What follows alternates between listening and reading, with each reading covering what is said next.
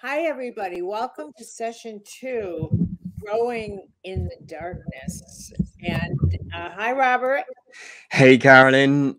We had a great start in class 1. The response in the community page is enormous. So I feel we've got off to a great start, and I'm really excited for today's class. Well, you go for it. I'll see you later. All right. Thank you. Hi, everybody. Today is about growing in the darkness. And to begin with, though, I would like just to review class 1, because I think what you'll find is that each class is going to build upon the one before, and hopefully it's going to make the whole journey more and more illuminating. So we started recognizing that the holy season is a time of light. And this time of light, it begins possibly with Diwali, the 5-day festival of light. And then after that, Advent. And Advent is a spiritual practice in which we prepare ourselves to see the light. And one way we do this is we empty ourselves so as to allow the light to pour into us. Emptying is one of the great spiritual practices of Advent. And emptying can be as practical as clearing out your closet. Yeah, letting go of some of the mess in one of your drawers at home. Even that as a practice is an Advent practice. We also make ourselves translucent so that the light can shine through us. Our first class happened the day after the beginning of Hanukkah. And Hanukkah, the word Hanukkah means dedication, a dedication to the light. Soon it will be Bodhi Day, the day when we celebrate the life of Buddha. And the Buddha, on his deathbed, said to his disciples, "Make of yourself a light." He could have said anything. That is what he chose to tell us. We still have solstice and Yuletide and Christmas Day and New Year's Day and the celebration of Epiphany to come. One of our goals for the first class was really to see if we can make light a lived experience, not just a metaphor, not just a symbol, but something that we really experience. And to that end, one of our first inquiries was really all about how do you experience the light? Not just think about it, but really experience it. And Caroline gave us a question, and the question she gave us was, what does light feel like in your ordinary life? And I want to pause just here for a moment, and let's think about that again. What does light feel like in your ordinary life? Let's make a space for that light to be with us right now, here, in this ordinary moment. In the middle of our ordinary life, how does light show up for us? Now, I posted this inquiry in our Facebook group, our community page, and I've really enjoyed reading so many of the wonderful responses that we've had so far. And I've just picked one or two to give you a flavor. One is from Judy McSween, who says, "I experience the light when I help others find clarity, when I bring joy to others, when I sing songs of praise, when I am in nature, and when I bring peace to others." Ellen shared with us, "I experience the light often when I write morning pages. I ask questions and the answer shows up. Maybe not right away, but the answer shows up." Melissa said, "I kindle the flame of my soul through prayer and through acts of kindness." Damien said, "One way I experience the light in me is as a still presence that gradually dissolves my thoughts and background chatter, washing my eyes with a vibrant, joyful peace." And Marlene says, hello, everyone. I've been a devotee of Caroline Myss for over 30 years. And she shares how since the first class, she's been experiencing vivid dreams, more vivid than before. And she asked, could this be a way of experiencing the light? And that would certainly be true. Absolutely. Vivid dreams. The light will always try to get to us in spite of ourselves. And I think it will find whatever way it can to do so. In our first class, Carolyn also raised the conversation or the topic of the laws of light. And I have to say, this for me was my takeaway from class 1. I really wanted to spend some time thinking about the laws of light, how light operates in the world, but also how it operates in our mind and in our heart. Carolyn shared with us that one of the laws of light really is that there is only one light. Light is singular, not plural. And therefore, what we do to one of us, we do to the whole of us. If only we could remember that we all come from the same source and that all light comes from the same source, what a difference our experience of the world would be.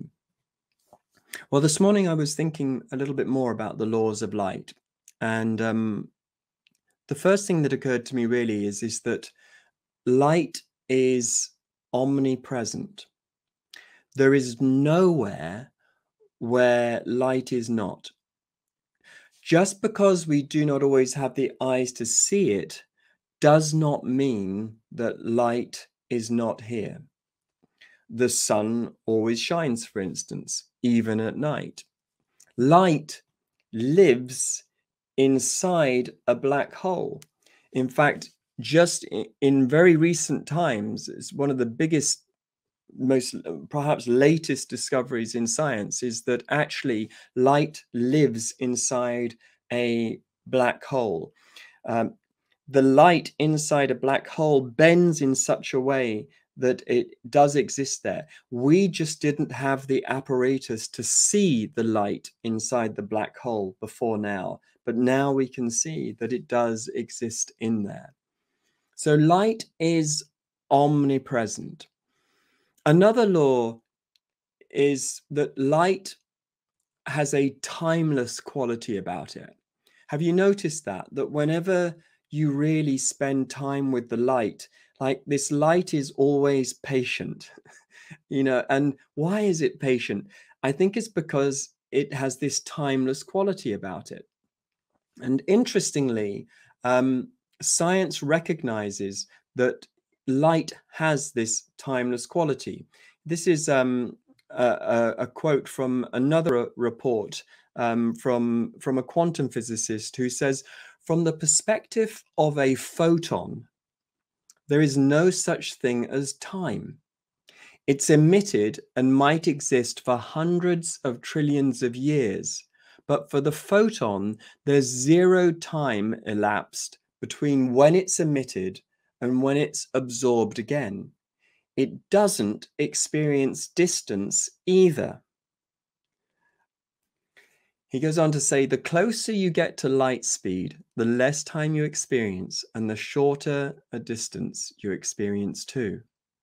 So I find this really compelling, by the way, because it is absolutely my experience of light that when I allow myself to sit in the light, it is a timeless feeling. And the wisdom that is there is a timeless wisdom.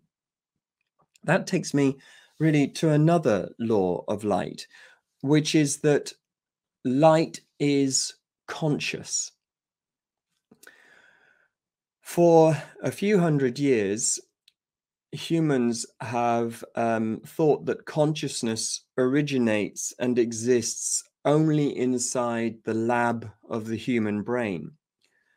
But what we now know to be true, and this is called panpsychism, is that consciousness pervades the universe, and consciousness and light are essentially the same thing. Here's what one physicist, Sir William Bragg, says. Light brings us the news of the universe.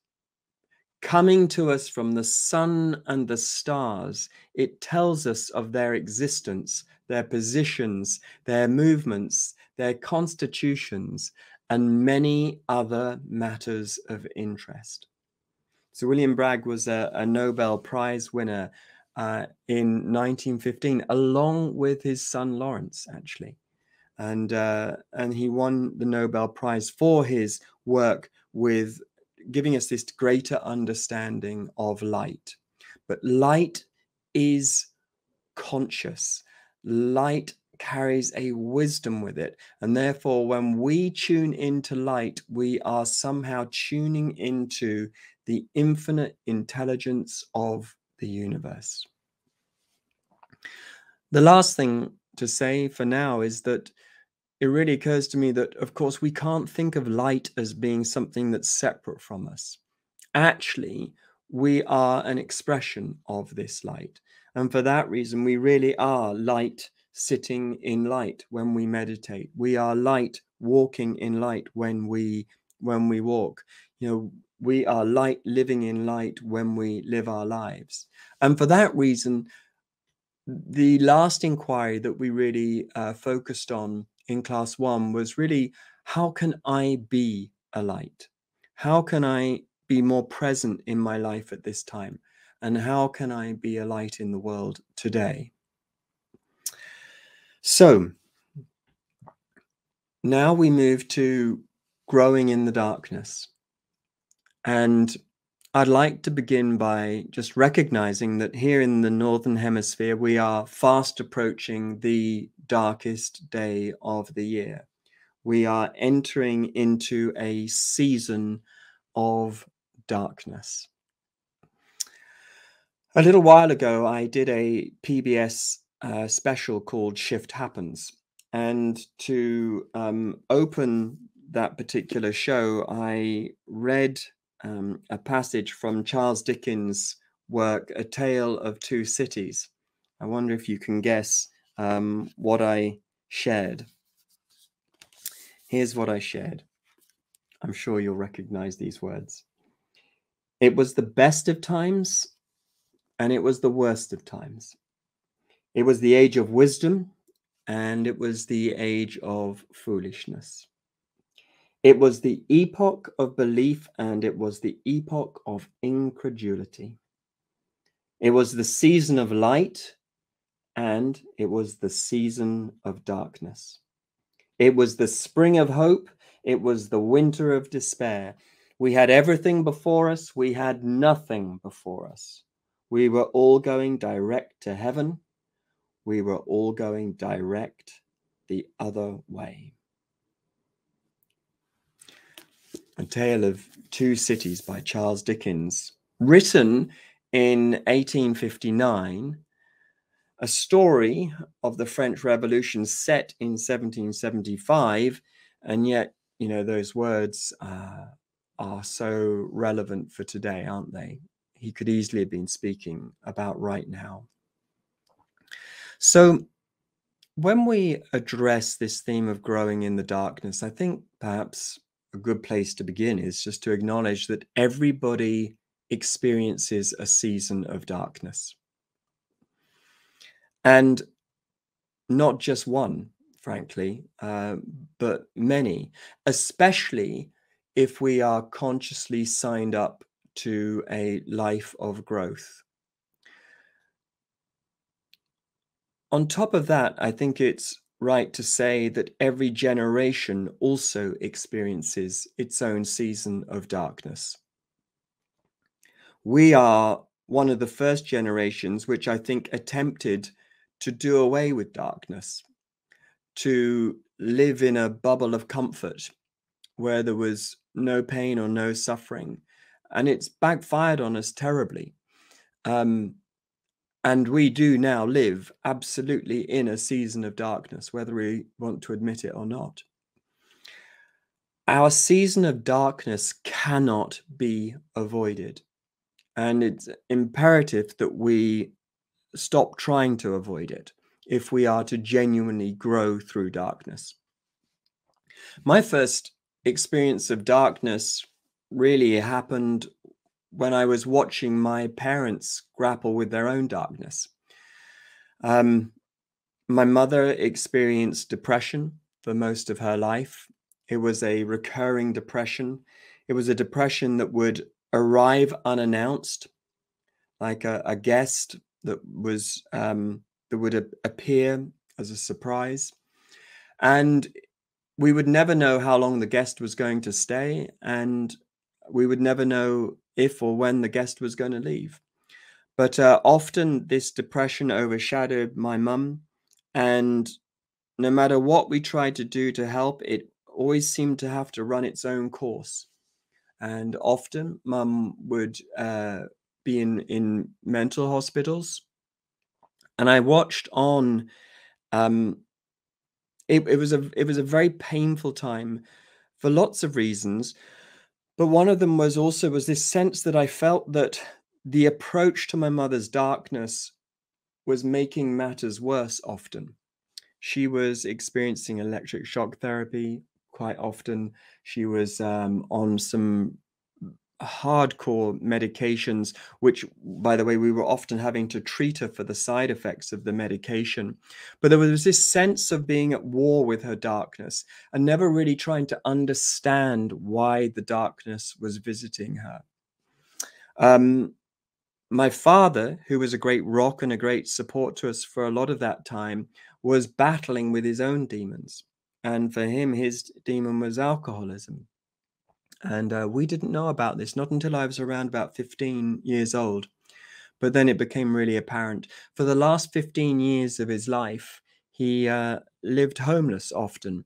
Often he lived in graveyards, nearby churches. They were often the safest places to be.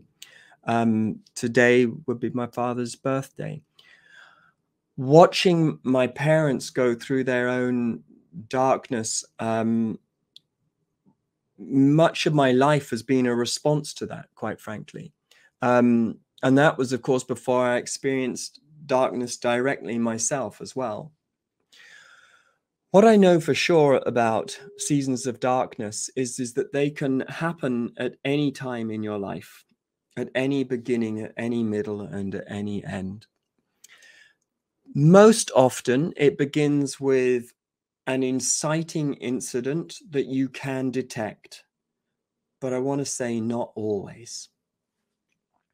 An inciting incident is that life event that happens to us that causes us great pain and great despair.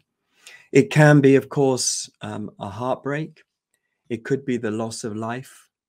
It could be the divorce, a redundancy, the ending of something. And sometimes the season of darkness just comes up from the deep, and you don't know why it's here, and you can't quite track the inciting incident, but nonetheless it's here. And now that it's here, it can't be avoided. In my life and in my work, I noted that often the season of darkness comes at the end of something. And in one of my books, which is a book called Authentic Success, which is essentially a write-up of my work with Success Intelligence. Success Intelligence was a boutique consultancy that I set up in the year 2000, offering leadership journeys, really, and also coaching journeys. With Success Intelligence, the proposition that I was offering the world at that time was that the challenges we face today don't require more effort, they require more wisdom. And so I was offering these leadership journeys to anybody who was interested. And the people who came on my programs were often with me because they had been very successful, very creative, very inspired for a time. And now they were disillusioned. Now they were fatigued. Now they were running on empty.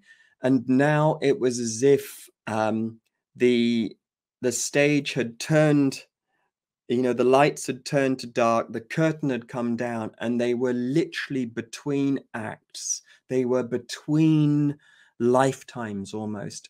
And they really didn't know what to do next. And when I was writing this book, in the very last chapter, I shared a piece by Peter Kingsley, the author of In the Dark Places of Wisdom. And I just want to say that actually, when I first handed in the draft of this book, the bit that my editor at the time wanted to take out was precisely the bit I'm going to read to you.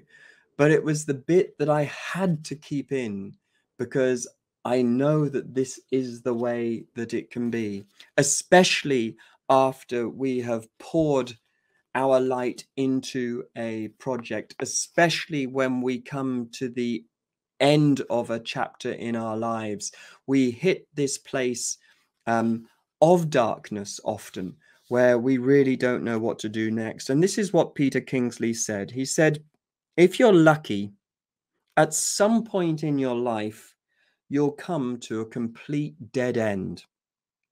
Or to put it another way, if you're lucky, you'll come to a crossroads and see that the path to the left leads to hell, that the path to the right leads to hell, that the road straight ahead leads to hell, and that if you try to turn around, you'll end up in complete and utter hell. Every way leads to hell, and there's no way out, nothing left for you to do. Nothing can possibly satisfy you anymore. Then, if you're ready, you'll start to discover inside yourself what you always longed for, but were never able to find. And if you're not lucky, well, if you're not lucky, you'll come to this point when you die. And that won't be a pretty sight because you'll still be wanting what you're no longer able to have. I remember whilst I was writing this chapter, somebody called up, somebody who I was mentoring at the time. She was on her way to pick up an award at a rather grand ceremony for her writing. And she called me up in a right old state. She said, this should be a celebration, but it's not how I'm feeling. I'm feeling like a ghost in my own life. I'm feeling like I've been all used up and I've got nothing left to give. I wonder, in fact, if I will ever write again. And I shared with her at the time this particular passage and said, look, I'm so sorry that you're going through what you're going through right now, but it's all your fault because you've signed up for a life of growth and you can't repeat the last act. You can't be an imitation of yourself forever. At some point, the stage has to fade to black in order to set up the next act for your life, to set up the next play that you're going to be part of. So we can't avoid the darkness, even though we think we might want to. What we have to do instead is we have to cultivate a relationship to the darkness, a relationship that helps us to be less afraid of it and to work with our fears of it and to use it as creative material for our life's journey and our life's work. And so how do we do that? Well, I wanted to share with you a few ideas that I have found supportive and helpful to me. I think the first one is I want to say that I think one of the reasons, when we enter the darkness, it's very, very scary. And in a sense, when it's one of the questions I've learnt to ask is, when I'm really afraid, is who is afraid? Who is afraid? And when I really pay attention to myself, when I've sat in that dark place, which has happened to me often, when I pay attention to myself, I realize that one of the reasons why I'm so afraid of the dark is that there are no mirrors in the darkness. You cannot see yourself in the darkness. Your self-image disappears in the darkness. And therefore, the question that arises really is, who am I without my self-image? The experience of darkness feels like a death. It's very disorientating because we cannot see our own self-image. And so we have to sit there without a self-image for a while. And what's happening essentially is it's our self-image that's in its death throes. It's our self-image that's afraid. We have to stay very steady. And I'll come back to the question again. And we have to ask ourselves, who am I without my self-image? In the darkness, we are reminded that our image of ourselves is not who we are. And that if we are to be everything that we truly are, we must let go of our self-images. A self-image will serve us well for a time, for a season, for an act, for a play, but not for the whole journey. At some point, we have to be willing to let go of the image we have of ourselves to contact a deeper truth of who we really are. And therefore, we come back to the question again, who am I without my self-image? What is it like to be me when I'm not busy trying to be me? What is it like to be me when I'm not trying to be a somebody? What is it like to be me when I let go of my self-image? Now, self-images, we can try and create a shiny self-image, and that's essentially what most of us try to do. But honestly, for most of us, our self-image isn't as shiny as we'd like it to be. And it's a great source of pain for many of us. Our self-image is essentially made up of judgments. And in the darkness, interestingly, we are eventually liberated from these judgments. It doesn't happen straight away, not to begin with. No, it's a very disorientating place to be, but it will be liberating for us eventually. The self that enters into the darkness is not the self that comes out of the darkness. I often say to people, people will say to me, I'm experiencing a dark night of the soul.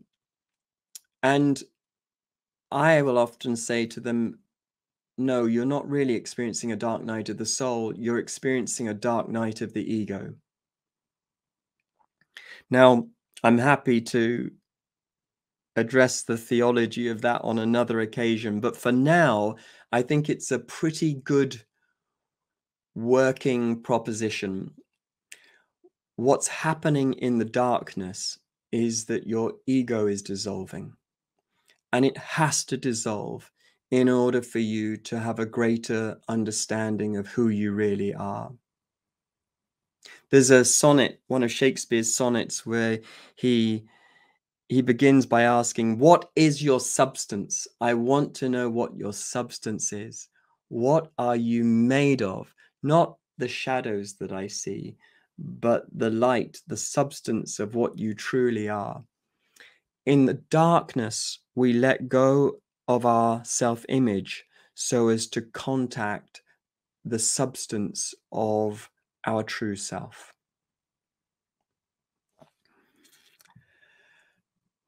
In the darkness, why is the darkness frightening? It's frightening because we feel lost inside the darkness.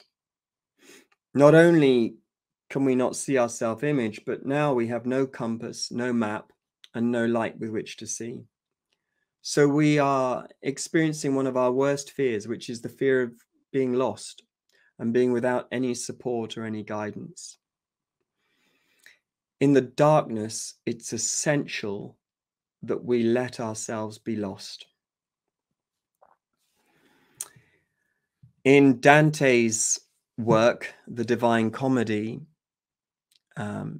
he begins part 1 of his journey through hell with these words: "In the middle of the journey of our life, I came to myself in a dark wood where the direct way was lost. It is a hard thing to speak of how wild, harsh, and impenetrable the wood was, so that thinking of it recreates the fear.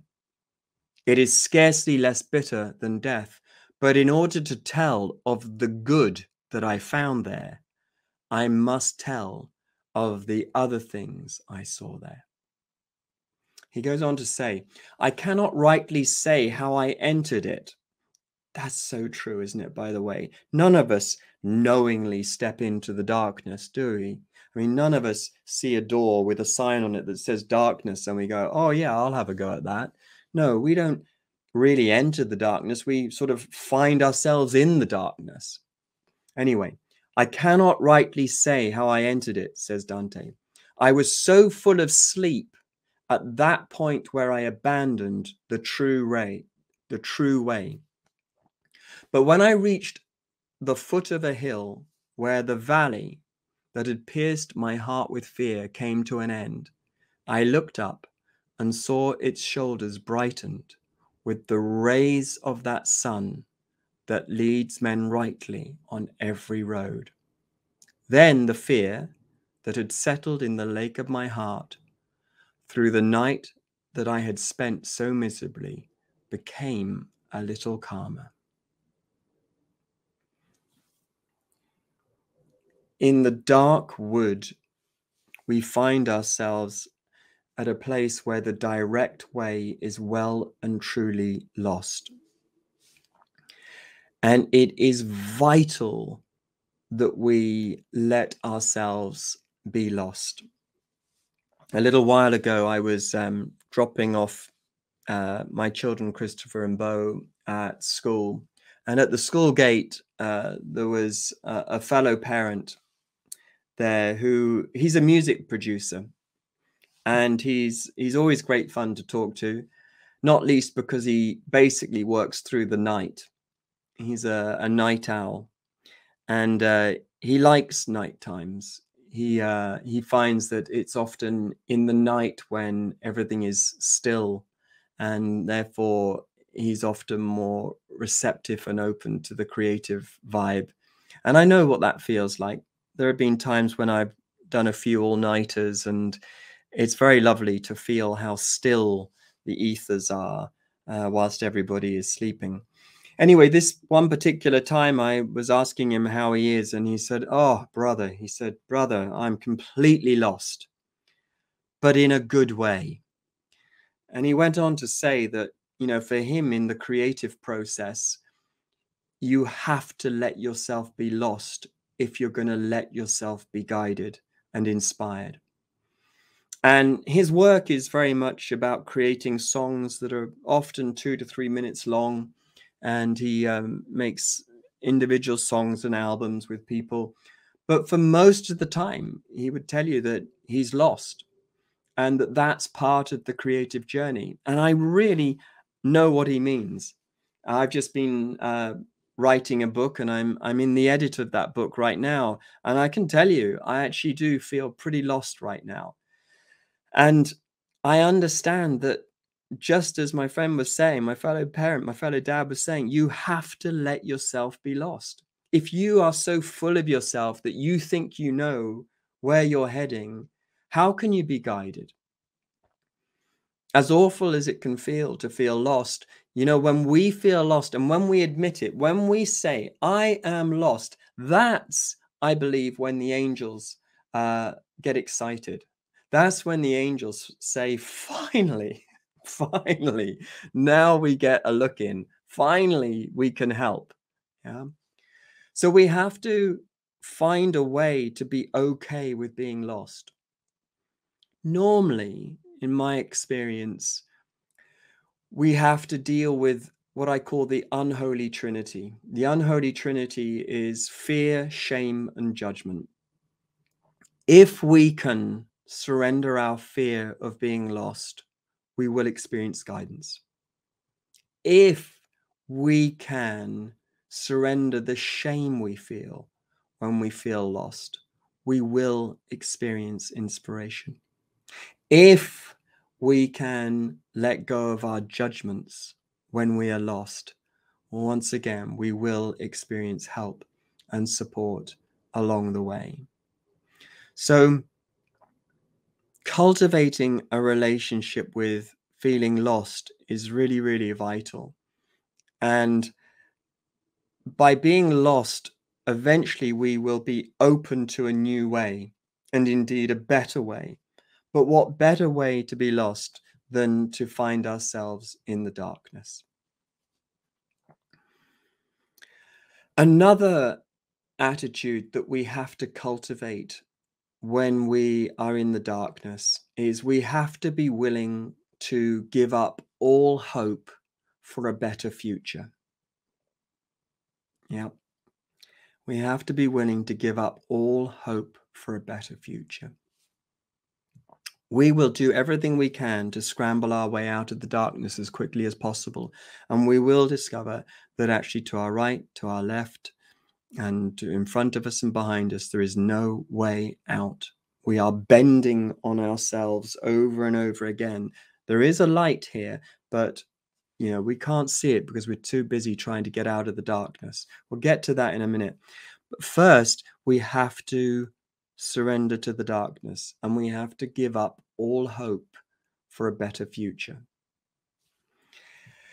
T.S. Eliot, in the Four Quartets, offered us something along these lines, which has been so helpful to me over the years. I want to read to you a couple of stanzas from the Four Quartets. Here's the first stanza. T.S. Eliot: I said to my soul, be still and let the dark come upon you, which shall be the darkness of God.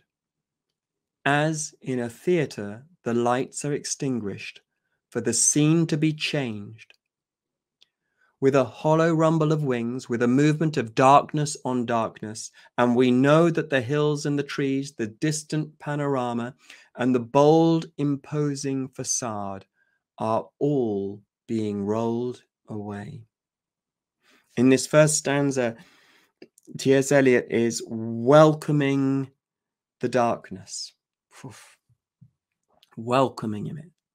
And then later, this is what Eliot says: I said to my soul, be still and wait without hope. For hope would be hope for the wrong thing.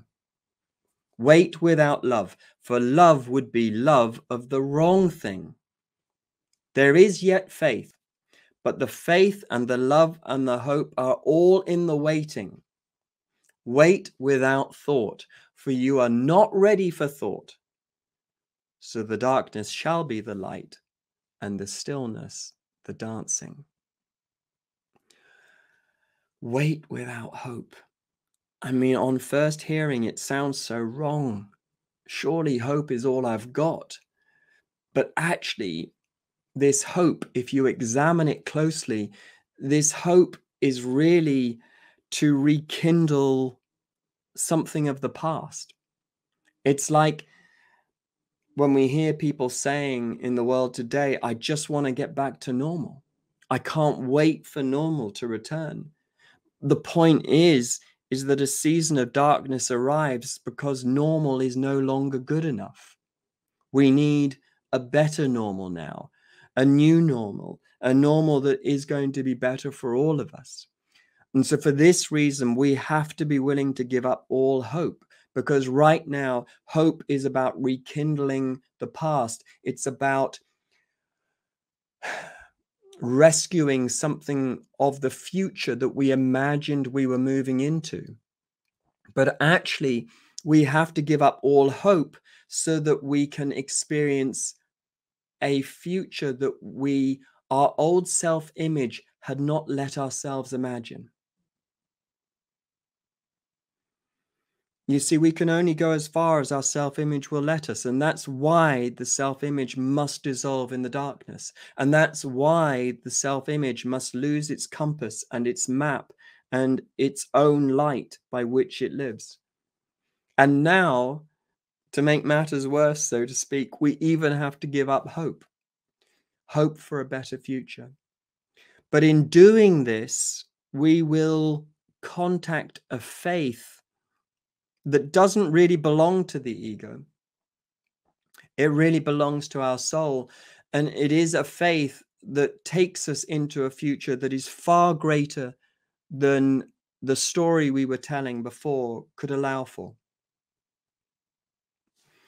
There's an amazing line in the Gospel of Luke where Jesus says, and by the way, I don't think it's Jesus talking.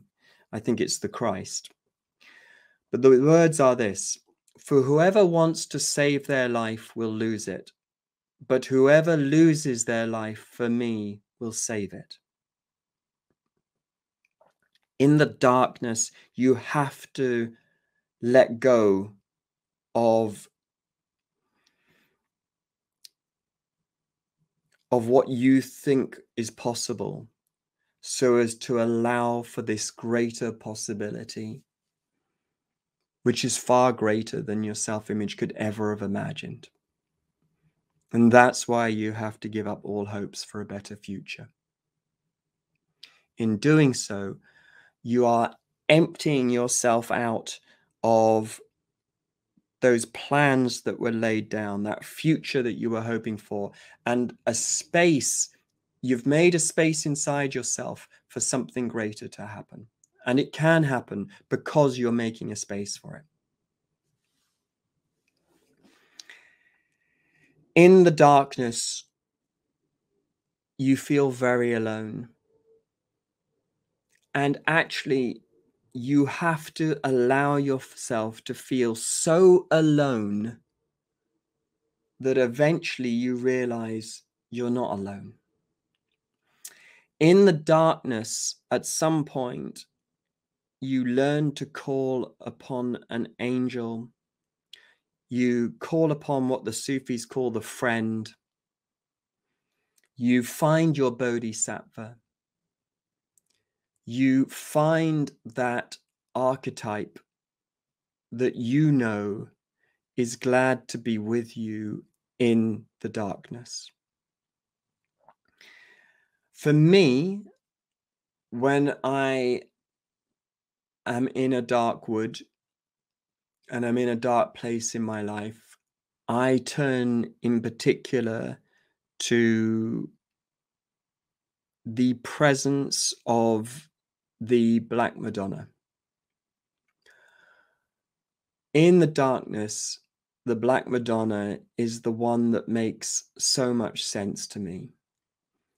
She is the one that is not afraid of the darkness. And so my instinct when I'm in that dark place myself is to rest my head on the lap of the Black Madonna. The Black Madonna is my avenger. She's the one that I know is in contact with the truth, that is not afraid of the dark and is not afraid of the light.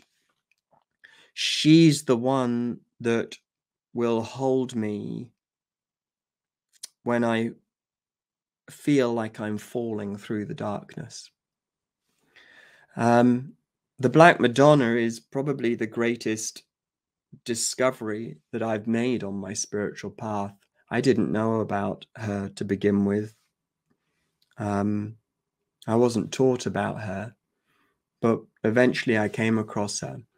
And one of the greatest experiences of my life was visiting Montserrat, just outside Barcelona, where actually I taught a workshop on spiritual growth in the Enneagram, but it's also the home of one of the Black Madonnas. There's over 300 of them, at least, I think, in Europe.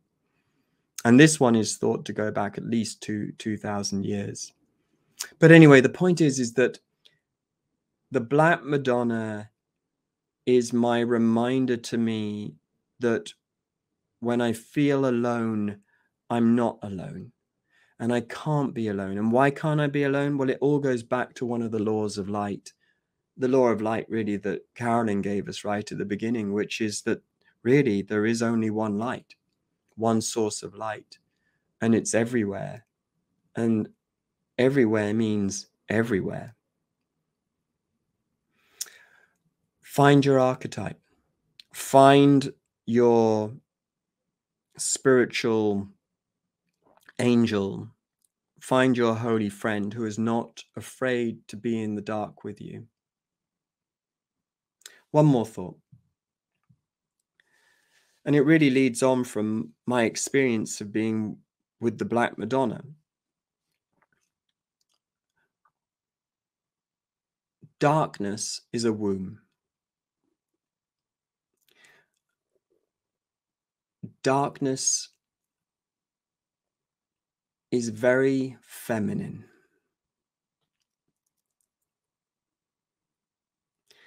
When we are in the darkness, something is happening to us and we are being born again.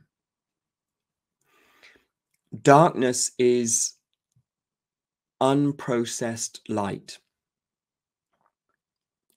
It's light, but you cannot see it yet.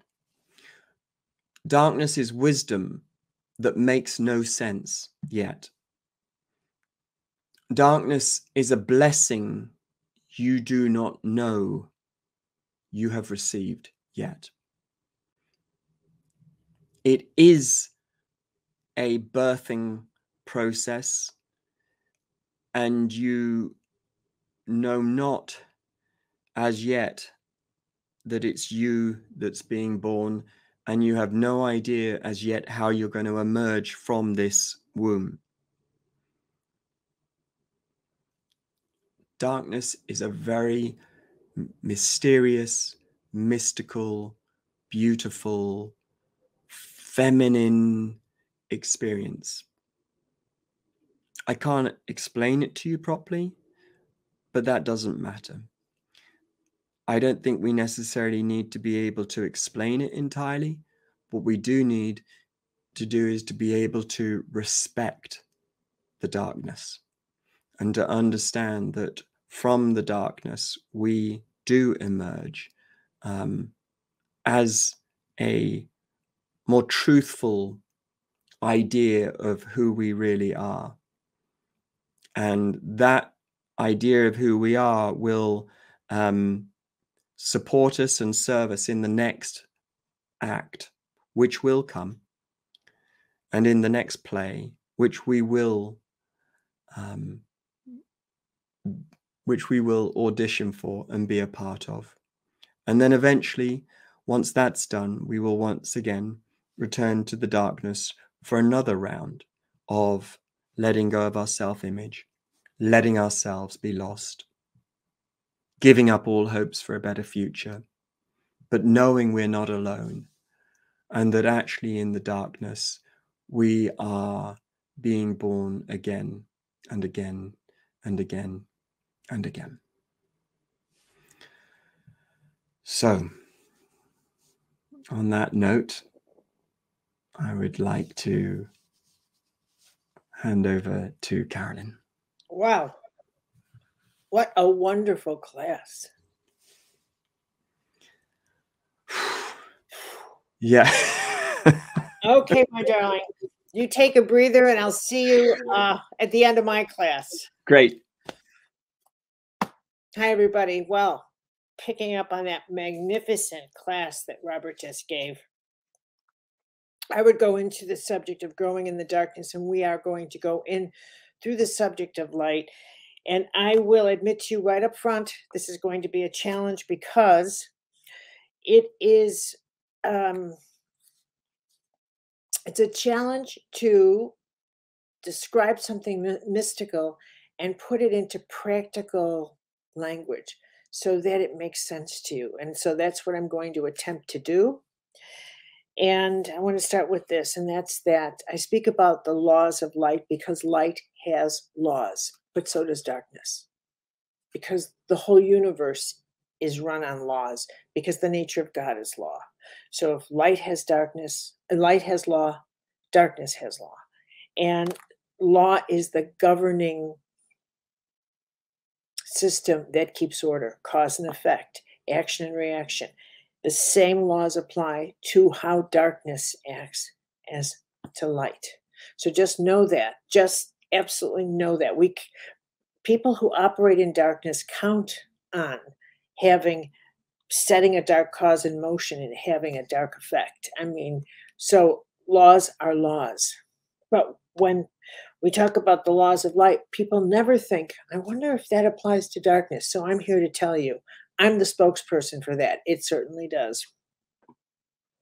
Which is why it's so important to understand, how do I relate to darkness? And how does darkness, what is that whole other side of my universe about? And you can't be offset by the word and etc. So this is my challenge. So we're going to dive in here. And you know what? This is when I miss you the most, because if I had you in a classroom, I'd be able to say, all right, I'm hitting a pause button, hands up. Am I making sense? And I'd see all your hands up. And now I have to imagine, am I being clear? So I'm going to do my best. And if I'm not, I'll jump onto Facebook. I just got back onto Facebook. So I can jump onto Facebook and fill it in with little chats along the way in between classes. All right, here's what you have to understand. I want you to understand. Your light is life force itself. If I were to put it in a different way, I could also say, from a mystical point of view, it is the substance of the divine breathing. It keeps us alive. It is that. Now, none of these descriptions make it real for you because you can't touch it, and you're a tactile creature and you want to touch it. So I want to figure out a way to make this real for you. Another way to think about light is that your light is is the part of you that is immortal. It is your immortal nature. It is the part of you that you never think about holding on to your immortality, but you do think about holding on to your power.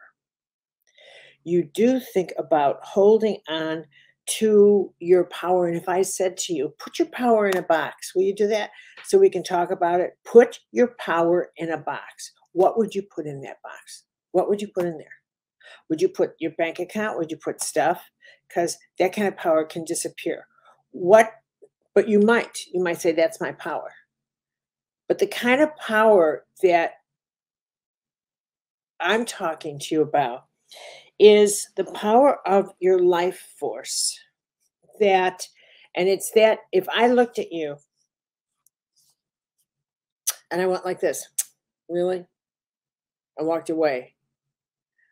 I am taking a machete to your power. And so that's the power I want you to put in the box and say, bring it over so we could talk about it. Because that has nothing to do with your wallet. That has nothing to do with the car you drive. It has nothing to do, it has to do with your life force.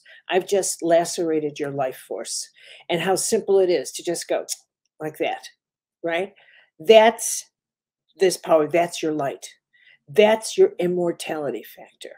And I have to tell you, well, I'm going to take you into your shadow with questions, because what's going to make this real to you are the questions I have for you to ask. But this light in you, your life force, your light, it is your, that which is holy about you. Whether or not you get this today, maybe someday you will get it. This is what you are most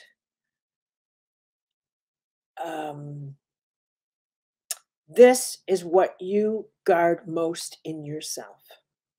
And when someone doesn't when you make a statement like they don't see me, you're not talking about your body. You're talking about the fact that you don't, because you yourself do not yet recognize your light. You are hoping, you expect, you're at that stage of development where you will make all the noise in the room.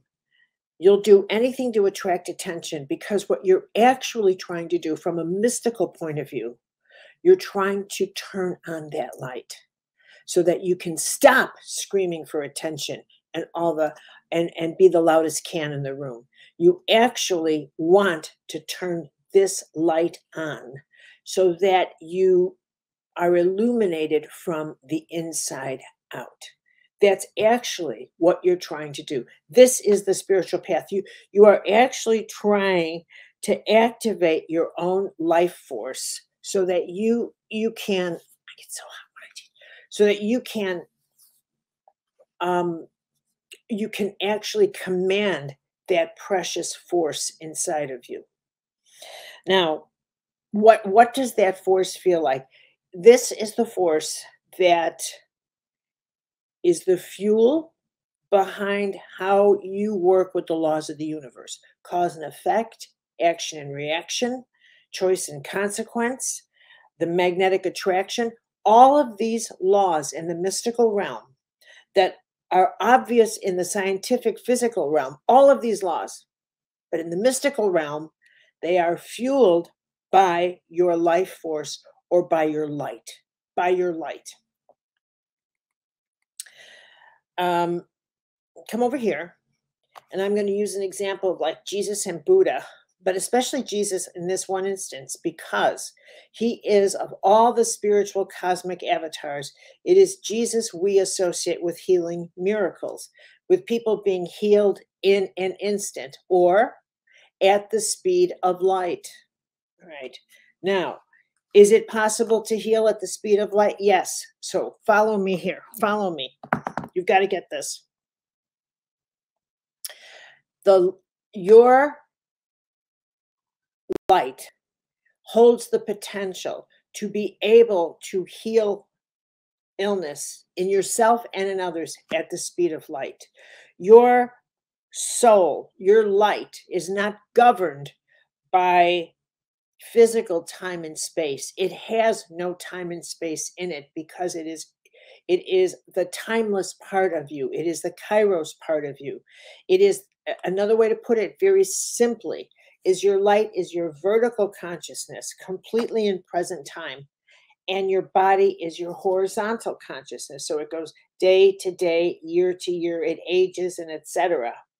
But your soul, your light, is constant. It is your constant, and this is your annual. Constant, annual. Now, let's take a Jesus and a Buddha. I defy you to find anything in which Jesus said, Jesus, I can't get over my childhood. Oh, he wouldn't say it that way, but you know what I mean? I mean, he'd say, Joseph, I can't get over my childhood. There was only present time. And what did he always tell everybody? Get into present time. Get vertical. Get vertical. Get here. Become here in the present time, here and now. Another way to say this is, he was saying, get into yourself and into your light. Look, I'm always crooked. Get into your light. Use the power of your light over the power of matter. Light commands matter. Your light has authority over form. Thought over form. A choice before a consequence. He was the teacher of the laws, okay? And when he healed somebody, he healed them at the speed of light because he was a being of light, and he used his light and he channeled the light. And what he would say is, you can do this. You can do this and other things if you understood how your light worked and what the power of your light was. But it's not just going to be given to you like a pearl before swine. You really, really, really have to get how powerful the light within you actually is. And that to get to the light, we have to go through our darkness. We have to understand that, in fact, we've known about the power of our light all along. And that where we suffer the most, and I'm convinced of this now, is that what causes us suffering, not pain. Pain happens. You have an accident, you hurt your shoulder, you fall off, whatever. That you're going to have pain. Suffering is a different thing. Suffering is a lot of self-chosen little things that have our handiwork and our fingerprints on it. You don't have to stay angry at someone. That's a choice, and that causes suffering. You don't have to be jealous. That's a choice. And that you don't have to be unforgiving. You don't have to. There's certain things you don't have to overspend. That's a choice. And in some cases, and not always if it's survival, but I'm talking about lavish over silly spending, stuff you really don't need, and you get yourself into a pickle. It is through acts that as you get to know your darkness, you realize that suffering is because you are terrified of sharing your light with other people, of using your light in its fullest capacity, of allowing your light to fill you up with illumination. And while that may not make much sense to you right now, I'm going to spell it out, and I'm going to take you into this because it is the absolute truth. The thing we are most afraid of is the power of what we are, which is the light. I hear people say things to me like that. It's such garbage. I'm so afraid of failure. Oh, stop it. Nobody's afraid of failure. I don't believe that at all. And then they'll say, I'm afraid of success. That's just all garbage to me. I think what people are afraid of is maturing, is growing up, is rising to that next level of responsibility, of taking charge of, if I succeed at this, then that's the end of trying for that, and I have to keep going, and I have to mature more of the light within me, which means I then have to expand my relationship to the world around me, because it's not just me. And I have to expand how I understand and how I relate to the world around me. And that's what I think people fear far more than success, failure. It's this expansion to their field of light. You fear the power of your light. So let me take you in on practical terms. These are your personal mysteries, and they're worth dwelling on and dwelling within, and they're worth actually ruminating with. You can't answer these real fast and say, I don't have that. Because if you do that, it means that it's prickly and you don't want to think about it because some part of it is absolutely you. So the first fear that deals with your relationship of light and darkness. And this is why we go into the dark and we avoid our light, is we have a fear of being illuminated. We have a fear, we have an absolute fear of the light going on. And I know that you think, why would I fear that? Why would I fear that? Because the moment the light goes on, all of the stories and narratives we tell ourselves about the way things are in certain ways. I mean, think about, I remember when the light went on for me long ago. The first time I realized that Catholicism was like not the only game in town. Once you have a deep, profound realization and the light goes on, and you realize, wait a minute here, God was not a Catholic. Wait a minute. The first time that light bulb went on, the very first time, you only need it once. You only get a light bulb like that once. You don't get a repeat. Like I said, God was not a Catholic.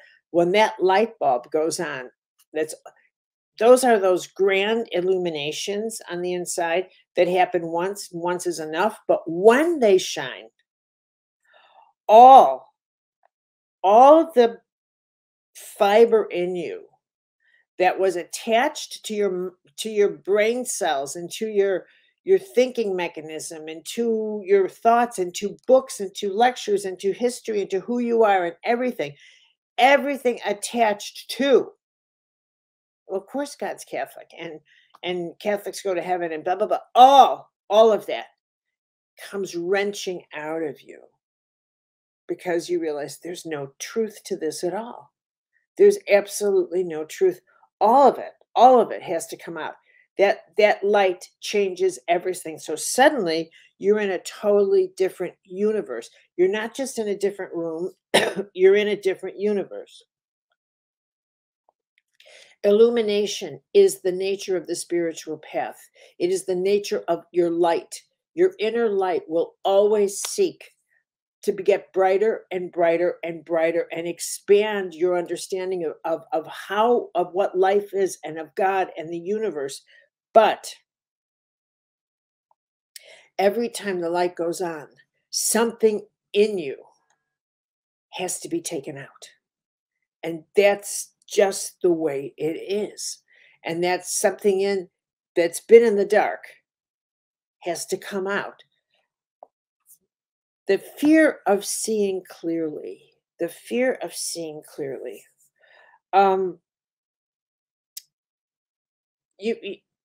You may think I want to. That's not true. I really I don't have a fear of seeing clearly. Yes, you do. Everybody does. Yes, you do.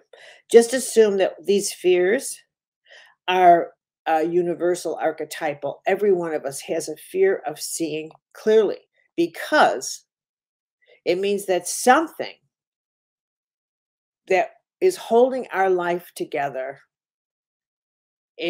we're going to find out is an illusion, to use the language of Buddha.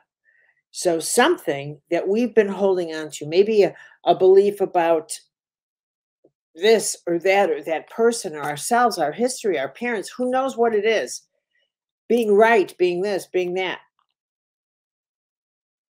If we saw clearly, we're going to see that that was not the truth.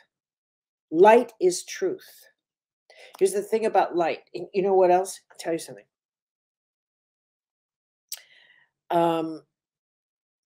If I were to write another book about health, what keeps us really thriving in terms of youthfulness, in terms of not aging, in terms of true absolute youthfulness, the secret of youth is not vitamins and it's not, although all that stuff, but no, it's truth. It's truth. It's not holding on to any kind of illusion that brings you down to the world of matter, time, and space. Truth keeps you in the light because truth does not have an anchor to it. All right, this is where I have to hit a pause button and say, do you have any questions? And I'm going to assume your hands are up, so I'm going to go ahead and answer that.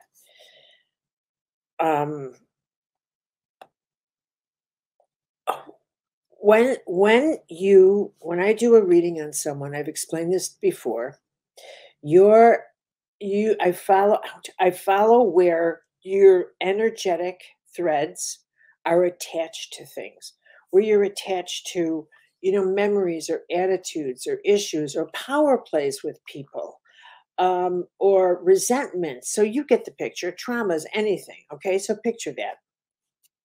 But the only reason you're attached to any of that is because of a negativity, something negative. Trauma's not positive, it's negative. Or because of an attitude that you think you deserve something. I have news for you. Deserve, anytime you use the word deserve, it is coming from negativity. It doesn't look it, doesn't sound like it, but it does. It's coming from weakness, or it's coming from, Robert was using the word hope, give up hope. But I thought maybe another word that would work equally effective or right next to it would be entitlement or expectations. Give up expectations, because when you have expectations, you then direct your thoughts toward what you think should happen. And expectations, you get in the way of what heaven really wants to create for you. And so all of those expectations have to be destroyed in order for the actual map to unfold. So again, when I said we cause our own suffering, this is how we do it. We don't want to see clearly, or don't want to listen to our intuition very clearly, out of fear and out of this need to control. And so we don't see ourselves clearly, and we start anchoring ourselves in expectations and in anticipation and in et cetera, those anchors. And when we have anchors, every anchor you make, every anchor you have, that's coming from fear. Here's the caveat. You must listen to me. That's coming from fear. That's coming from a darkness. A fear is a darkness. That causes you to go from your light to start densifying into matter.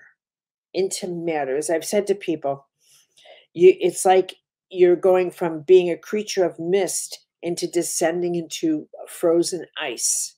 And you are literally densifying yourself. And the more dense you become, the more dense your world becomes, the less you can see. What a prophet is, someone who could see through the mist, because they're not dense. Jesus could heal in a moment because there was no dense matter in him. He was this. He lived in the light so full time.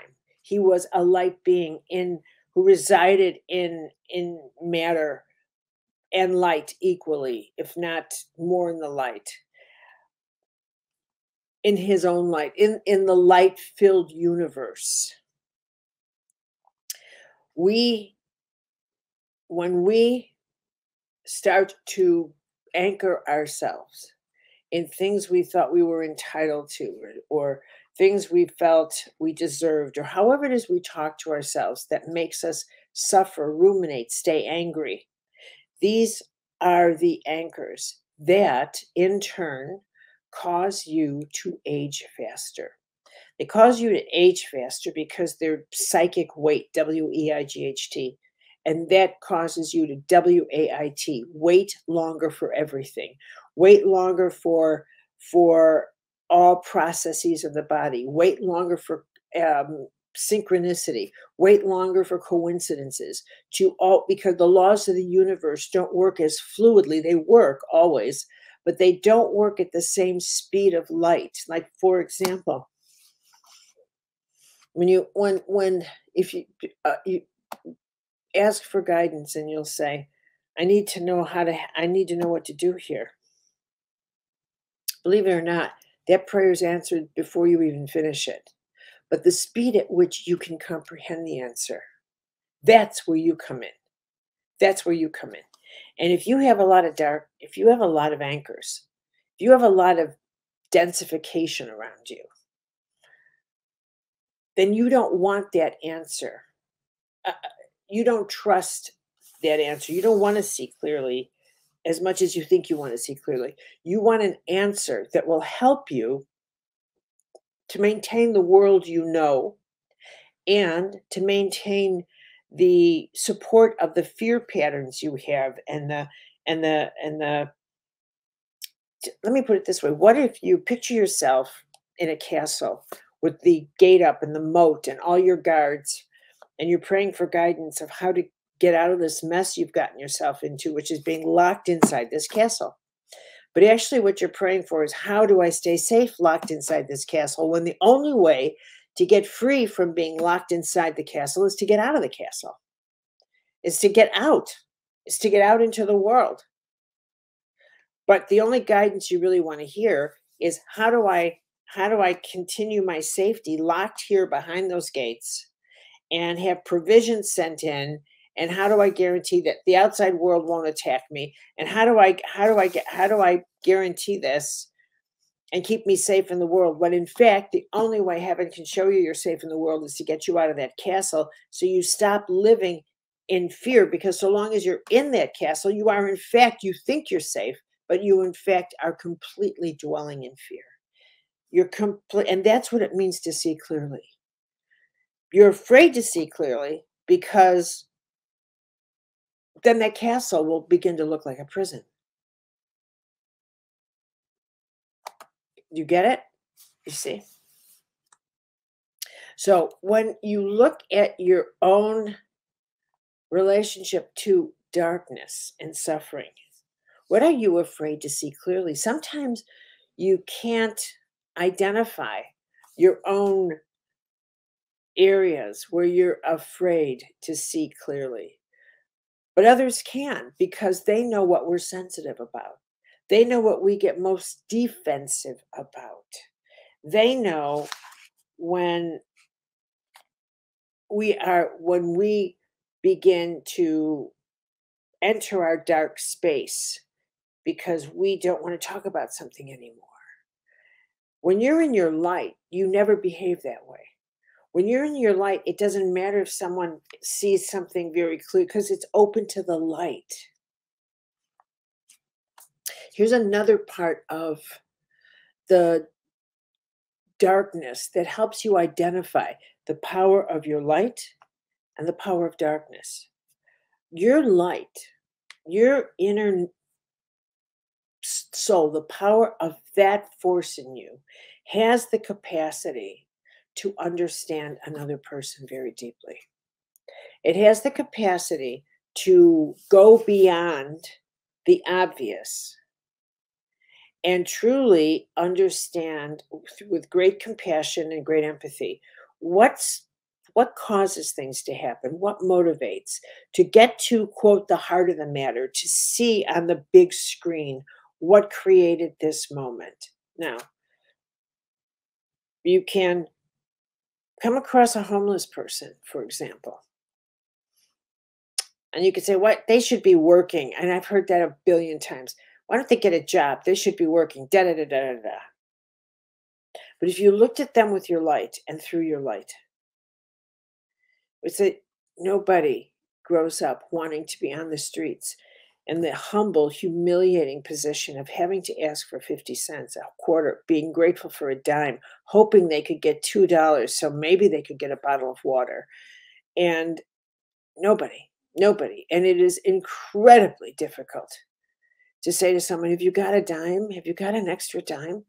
And then to watch them walk away with contempt on their faces. You think someone aspires to that, really, do you?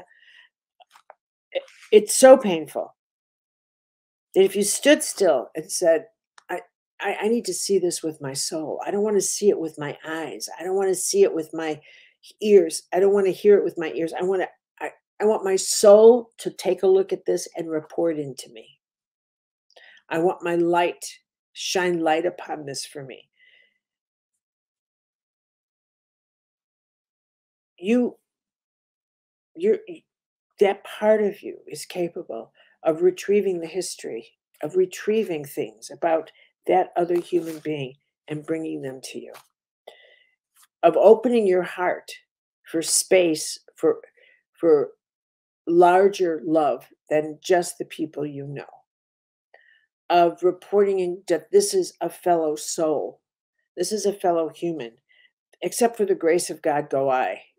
That this your light has the capacity of enlightening that person in some way. Even if in that moment you just stood there and said, let the light of my soul in some way heal something in him. Something. I saw him for a reason today, and it wasn't to judge him. Maybe I should pray for him. That is an act of, that's how you use your light. And even if today you think that that's an act that is meaningless, you're mistaken. That is an act that is so powerful, because what is a vampire? A vampire is we know what a vampire is by archetype, but a vampire is somebody who has to hang in the darkness because they can't take the light. They're out of the light. They can't take the light. And so the vampire bites in the neck. But this is the fifth chakra. It's choice.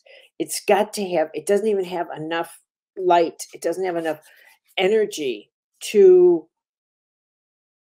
even manage the laws of cause and effect or action and reaction. It must take energy, must take some of the light from other people, for their life force, from other people, in order to animate their choices, in order to animate their life force, because they have drained their own blood, so to speak. They've drained their own life force, which is why everybody knows someone who they would say, that person's an absolute vampire. And every one of you who has ever had that experience knows that when you are away from that person, when you escape being around that person, you actually will say, oh my God, I feel drained. And that's the word you use. You feel drained because and sometimes that drain actually leads to feeling violated, like, God almighty, because what you're actually protecting is your life force, your light. You are actually protecting your light from someone who has an incredibly fractured light system, and they literally are living off units of light from other people. They're literally trying because they cannot manage. And if you look at part of the reason they can't manage is that their choices, they have, this might open this door. Here's a simple example.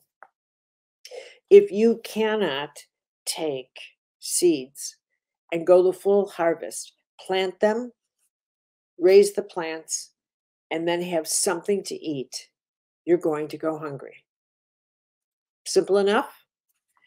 All right, take that same example and apply it to what it is to make a choice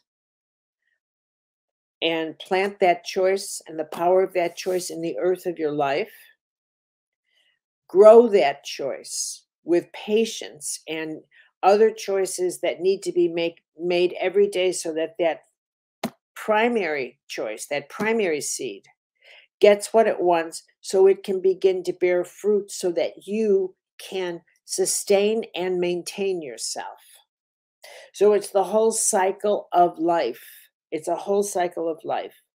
And when someone can't engage cycles of life through making a choice and then seeing it through to its harvest and all the other choices that have to happen.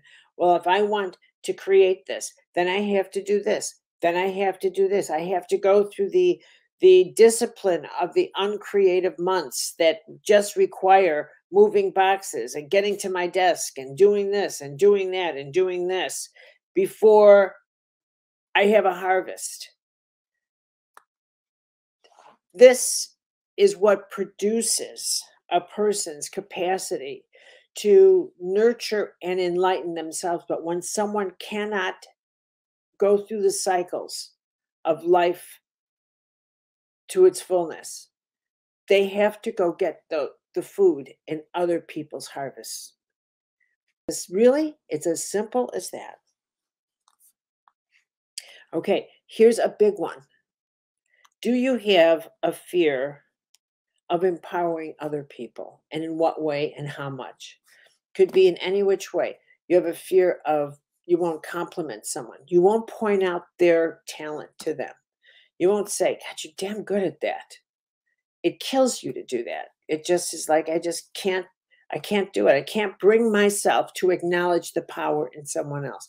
It drives me crazy when someone gets something ahead of me, gets a bonus, gets this or that. This right here is where you feel the power of your darkness over the power of your light.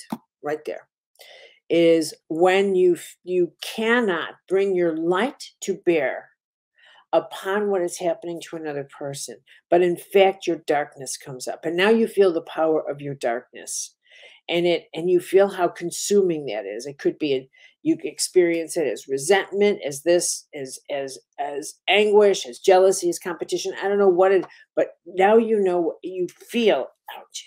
You feel the power of darkness around you, and it is strong, and it is penetrating, and it has creative authority.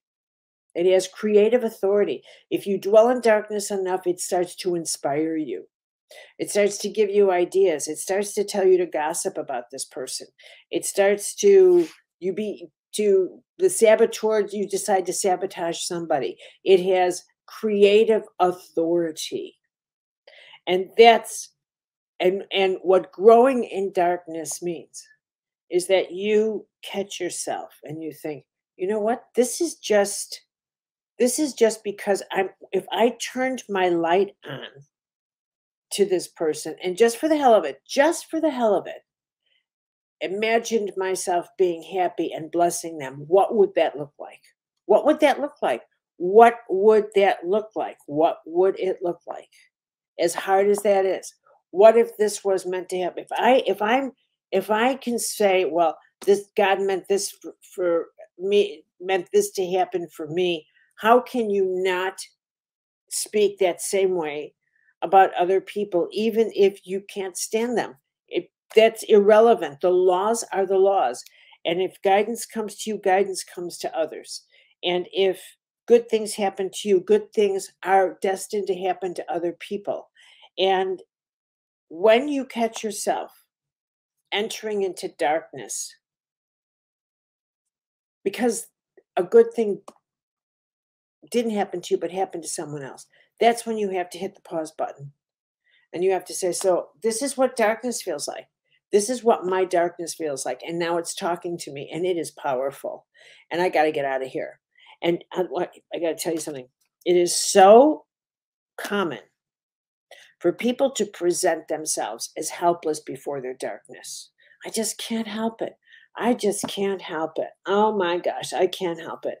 I just don't know why I feel that way. I just can't help it. Oh, baloney.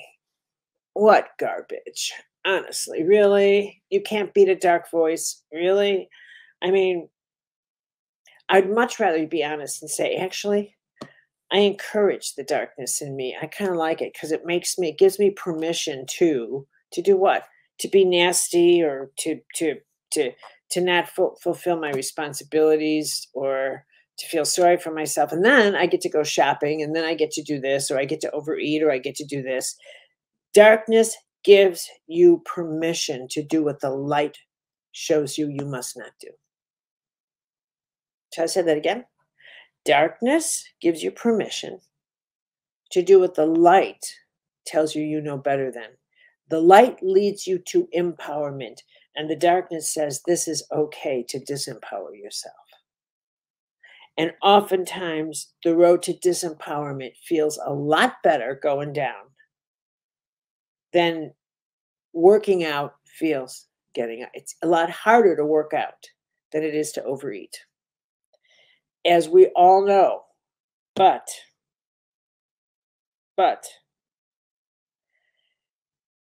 what meets you at the end of the road after you overeat is self-loathing. What meets you at the road with light when you think I'm just going to force myself to do what the light is telling me to do is self-respect. And you think I really feel good about myself.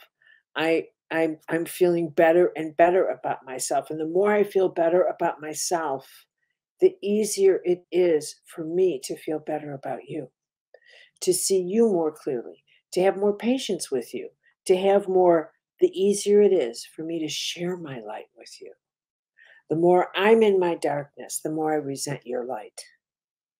That's how this works. It's really, quite frankly, as simple as that. The more I'm in my darkness, the more I resent everything that's light about you.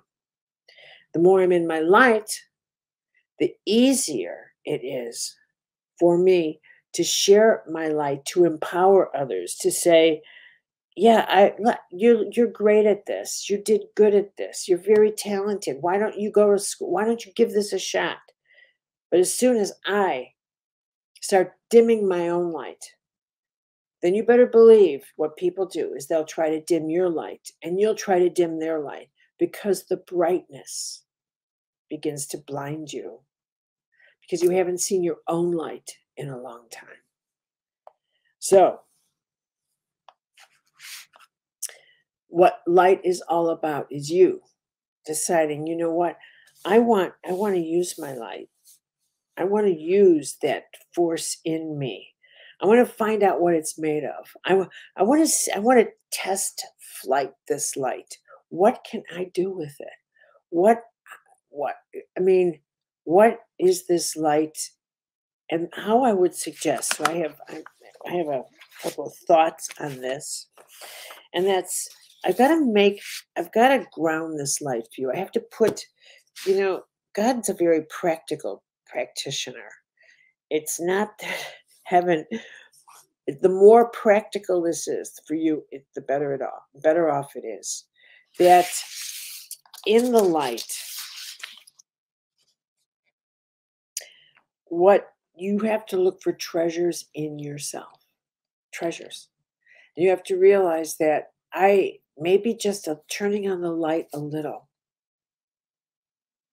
but it requires choice, is where you begin. And when you find yourself entering into a dark space or a dark thought, even the smallest thought, just for the heck of it,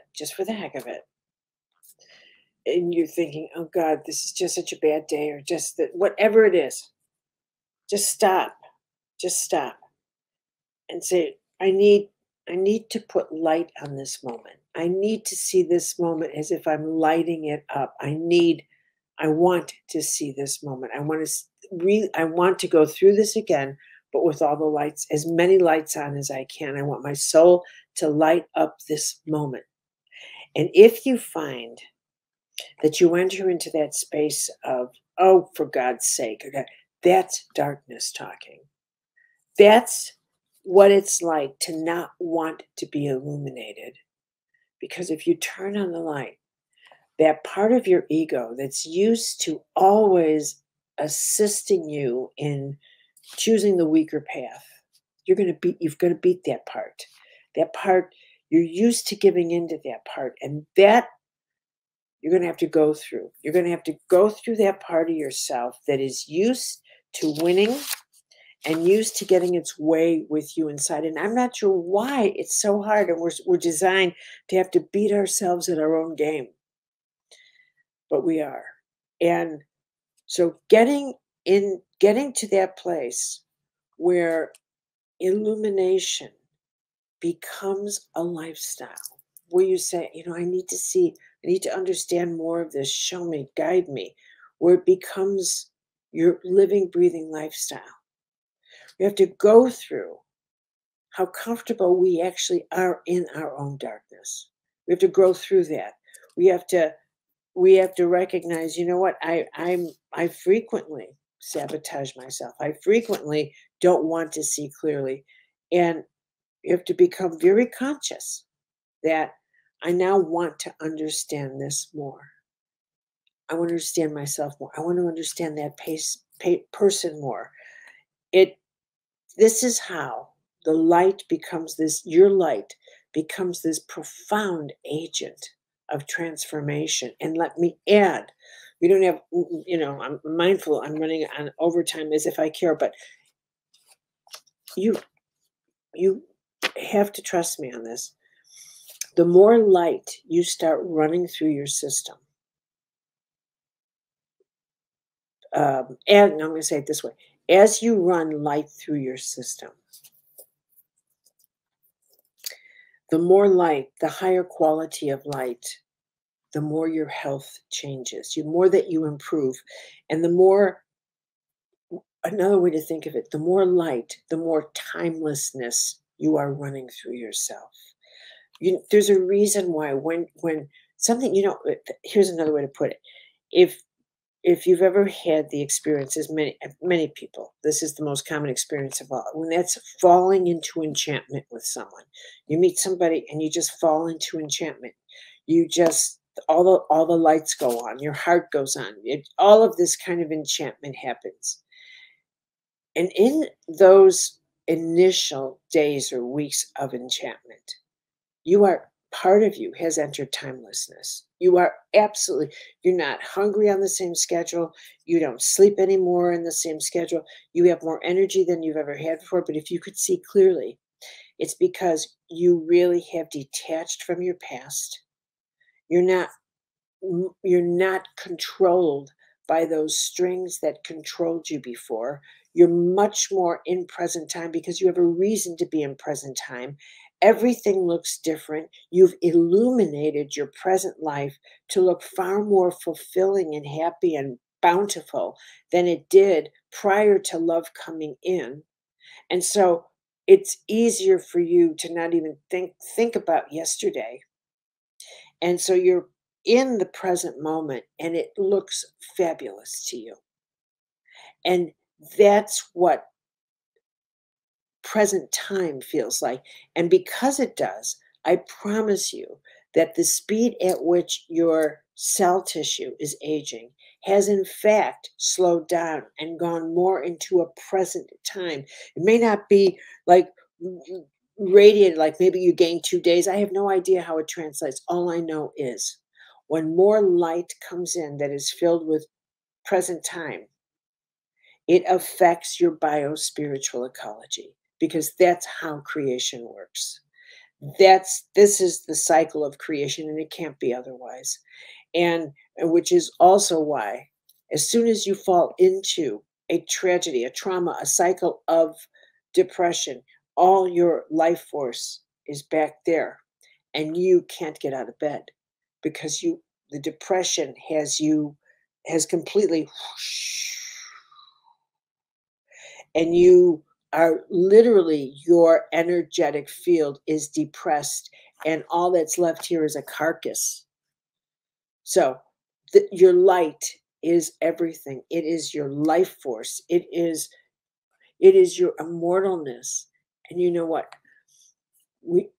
If you really understood it as your immortalness, that it is the immortal substance we have, and that it takes that the spiritual path is becoming is the journey of becoming conscious enough to get that this is an immortal substance, and then how to use that immortal substance on behalf of everyone else, because it's not it's it's it's the baby life where you use your soul for yourself, but it's a calling. When you're called, when you go from job, career to calling, when you're called, it's because you're called to go into service to others. That's when your life is called into the service of humanity. That's what a calling is. That's the difference between a job, career. A job is survival, a career is ego development, but a calling is your soul. And that's when your power becomes an immortal, eternal contribution to the well being of humanity. And it doesn't necessarily mean like suddenly you're going to become on the world stage. You can be called and never leave your hometown. It's a quality of light that's ready. It's ready. You're ready to share your light openly, and you don't hesitate. You don't hesitate when you're called to share your light. God has those implants, those people everywhere. Okay. Let's get Robert back. Hello, you. Carolyn, my goodness. There's just so much to reflect on here. Firstly, what's really struck me from what you've said is how we have to get more honest about our darkness if we're going to open up more to the light. Yeah. That, to me, you said that over and over again in many different ways, but we just have to get honest about our darkness. Mm-hmm. And just acknowledge that, this is part of the experience of being a human, is that we're immersed in it and we're dishonest about it. We pretend it's not happening, that it's happening somewhere else, but we have to be honest about it. And that's what somehow there seems to be like a mathematical relationship somehow between honesty about the darkness increases our openness to the light somehow. Yes. Does that make sense? Exactly. But that's just exactly it. That's bring clarity to your own darkness, and that's what it means to put light on, on your own darkness, and then you cease to focus on the darkness of others. Yeah, but I'm also hearing you say like and if you're honest about your darkness, then it's like, don't defend your darkness, don't excuse it, just admit it. It's almost like, let's just all admit it. It's there. We're all dealing with it, each in our own way. And it's somehow taking the shame off it, the judgment off it. My unholy trinity, the fear, the judgment, and the shame. Take it off. It doesn't matter. Let's just be really honest about the darkness and admit it. And then is going to help us open up to the light. I also love how you said, test flighting the light. That's a spiritual practice for this time, isn't it? Test flighting the light. Yep. I think these words have just been words for so long that they're just meaningless for people until we bring them to ground level where they feel it within the substance of everyday ordinary choices. And the absence of light is something people can relate to far more than the power of light in their life. You have to, they because that's something they can feel, they can relate to, Yeah, it's such a, but I think, what you've given us here is, and as you say, especially, when you gave us that first inquiry really of how do you experience light in your ordinary life? It strikes me that so often the ego sets up a scenario for when we are going to experience the light, but that scenario is never a scenario we experience. Right. So it's almost like the ego says, yeah, you can experience the light if and when, and it's for a scene that we never get to. But actually, what you're offering us here, and I very much advocate too, is that we're saying, no, the light exists in your ordinary life if you have the eyes to see it, and I think if you show up for your ordinary life. Yes, you are light. You are light. Now, the only choice we get in life is what vibrational level do you want to understand the power of light and its laws? because it's there. Do you want to see it, or do you want to just imagine it, or do you want to use it? Do you want to utilize your light? Because it's not going anywhere. So, well, wonderful. Okay, everybody. I think we all of us now take a big exhale and just let this, this has to go in, not, I think the level at which we're sharing this can't just obviously be a lecture. We have to let this sort of seep into our dreams, allow our nervous system to respond to it and relax into it. And let's just be changed by what we're sharing with each other here. Let's let the light have its way with us. And we'll regroup again for class 3. How good is that? I shall see you then. Yeah. Thank you very much, Carolyn. Thank you, everybody. God bless. Thank you, everybody. We'll see you for the next class. Bye, everyone.